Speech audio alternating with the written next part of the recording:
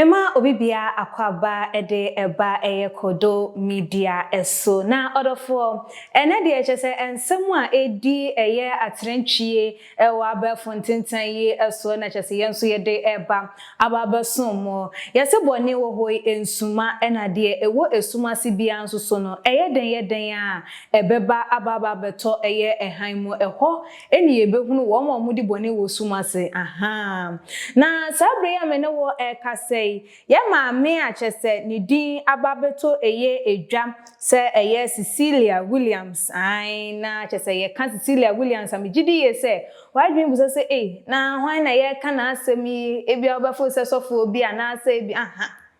se mo be kaya that was a year 2005 echire no emu no se mi ntwa entwa 2005 ekono nyuntuni bi esinitwani bi ene chese obi a wobeji din pa wo manyi emu Suzzy Williams se mo be kai nipa ye kana se minim se mpempi no ye mabun yi de ebinum ama meto no eno ntine be ye den se wobehu na so nimfonyi ena edi atrentwie wo ententan no eso nti wanso betimi ehunu ebi na Suzzy Williams ewo ye that was a year 2005 no emu enom ensem dodo na ena epie edi every emu na enei ne maame Cecilia Williams ababonten na wabaya sebio nipa wo boni din dia adesrede eto nanim na nama Mcbrown na odofo mo bekaya sofo bi ani din di evangelist Adey evangelist Adey asembi ebaye ema wo bebe de beto abonten se na nama Mcbrown se bi tafrache Suzzy Williams a wenya ne baabi kro no ne reincarnation ene na nama Mcbrown sana evangelist Adey ede bebeto ho no na je se kame akwakọ yesi Suzzy Williams a wawuo no ne new version ene na nama Mcbrown a yehu no ewo ye manmu ebra wo evangelist idin sem we bebeto abonten dodo na etwe no ewo aboso ekansem bido na nso so edefa no ho se na papa ide na working wonim de work pa ede na maame chiremu a ye maame Cecilia Williams chiremu a na nama Mcbrown efa edeto ne ho eso esem abrane abrebia no edan a wotimo rent no wobetua ede amano nanso so wahwe ni mu abe some months ni anase mfie kakre enie enya de se Mcbrown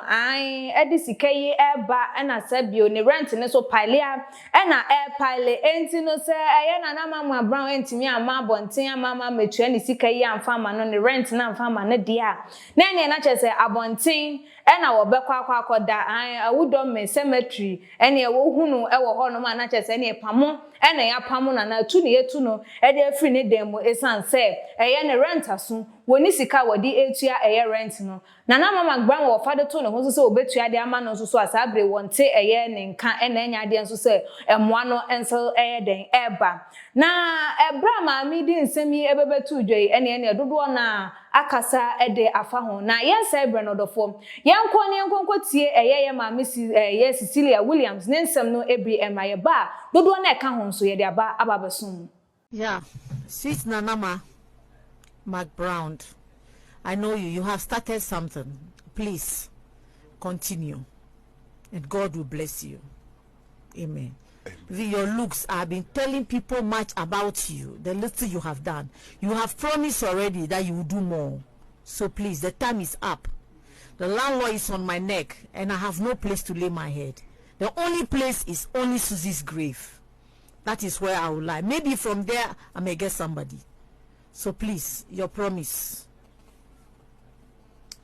Yami Shirano. Nana. Ensem binum say na ye maame ede ego apono esom na eno nam so na se de wa wonim no baba to social media yisu de na social media in-laws omuji adwa yesi waduane ne ye ne so wa asem de ye beka pa ede amount ene wo mo se maame wo mre nene wo mo so enkyere wo madwen emfa nche nene comment ni ebi a ebaye no mekenkan ede amamo ye ne bi de bo say when people don't understand you, don't force yourself to be understood. The right time will make sense. I'm beginning to understand Mcbrown on so many levels, which I am beginning to see with my eyes and witnessing. Nothing can ever hide in the darkness. Hey. Nothing can hide in the darkness. Saying, I just say, or patches Mcbrown said you rent now what you are the ma meno. And bia bibi ewo mu ana because ye sha ebra Mcbrown bass ni twam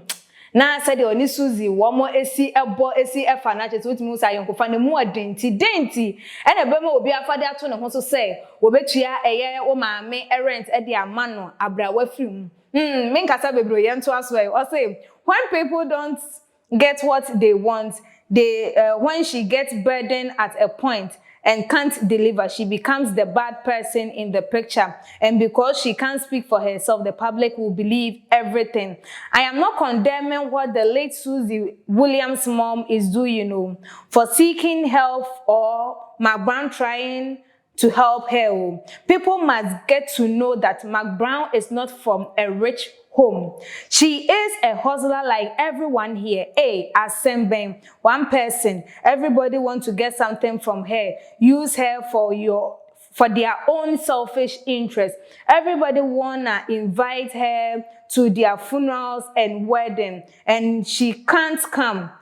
And if she can't come with empty hands, she is human. She works for money. She doesn't have to go anywhere. And so dear what they buy or say, chai, how many years down the line? Most of the youth now don't even know who Suzzy was.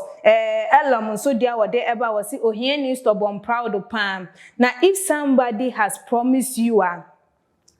using this tone to ask for it as if she owns you. And please, your promise then ye boy. Nana labre and using Suzzy's grave to emotionally blackmail her. Madam, it's hard, but move on already. She should stop using her as a bait. It's been how many years now? Shaking my head and no and in some way binum ede ebam. Na eno konko dan chen se nkofo e kire wo madwen no. Eye mama Cecilia Williams am make other allegations and ansem we bie sini nani we bie nyoma bie ni so asanso ede akanwa wo chem se ne ba ne wu a wo wuye no. Se bio enye kwa wo enya de se eye kwa an ne ba ne wu no enye normal accident keke e na wo nyaaye nkrofo ensa eyeden ehyaasem wo kiremu krampa Suzzy Williams wuye no ne ntade binom eyeden eyiraaye after se wo mo ewie eye no wo try ya senka wo betimi enyinya sa enoma ne nyina nso enya de se ne nsa etimi eyeden ekaaye na eno nso so akire no wo kiremu a oman ya ye wo mu sa bre ye oba bi ede Suzzy a voice adwuma Suzzy Williams wanya ni baby kro no maame yi kiremu a ne beyi ntimi enna wontimi enya asumdue ntimi emfa ennaye ewo sebio ni wuachi esanse enkrofo bi ede ne voice edi dwuma ebinumu use ne voice ede ye adwuma a chese wo kiremu a sofo bi krampo ema ne hunu ye se ne ba no ni wuo no enkrofo bi ansa eyeden ewo mu na wono de wo mu bodin won keka ensem nanso wo hu ne se ne ba ne wuo ne de o sisu dua esusu pise enkrofo bi ensa ehyaasem na until sesa enkrofo no nso so no ene se de nyame beyi wo mo so krata because ne ba ne ntimi enya ye because o chema ne ba no why restless wo hia justice wo hia justice na say obi hia justice nso so dia say ye ka bibi say justice delay is not denied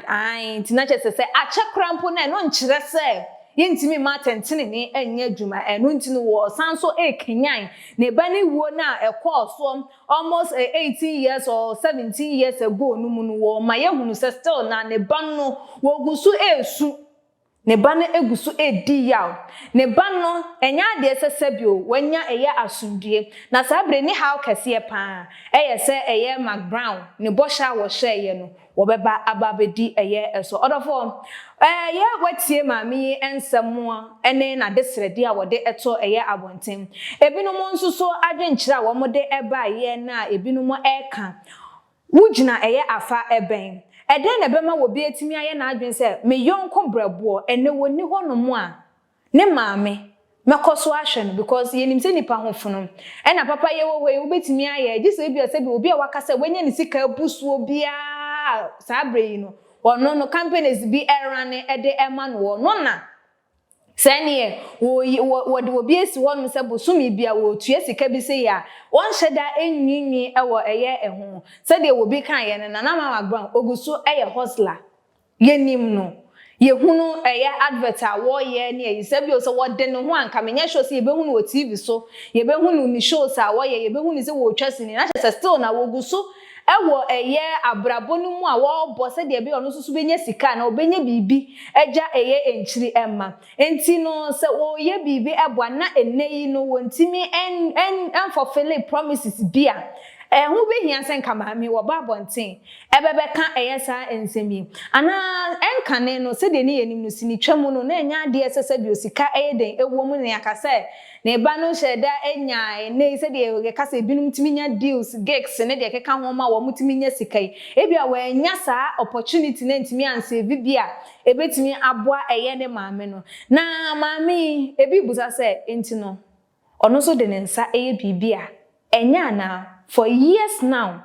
sebi ne bayi free atasefo asase so anase ne bayi free atasefo asase so into wo patche so wontimi enye bibia emfa emboa eye ne ho anase oni abusua asebio wo mo nso no ebetimi akeka wo mo nsa ase aso na sen ewo bibi mu ni nto wodi nani ebeto eye nipa so sanse bible campus ma yemfa ye ni entu eye nipa so na ma yemfa ye nipa enye ya basa because ebetimi shine ye maami adeserede a wodi abeto abonten nam so ama ebinu mu hu ne zeda bi maami wo ya ma na bro so emfi akire wo ha ne ye akire yi nie na chese still na ugusu edwally in the past ya onu krampo ka ho bi e na o ma ne ba no se bi wontimi nya the rest wopen wo so adwenkyere no anything fabra ebebe som yen e wo comment section no as me ma remfim so wo be subscribe to the channel no na notification bell no mi aso efa e ma me na da sene ye be sanso ehia ebi makram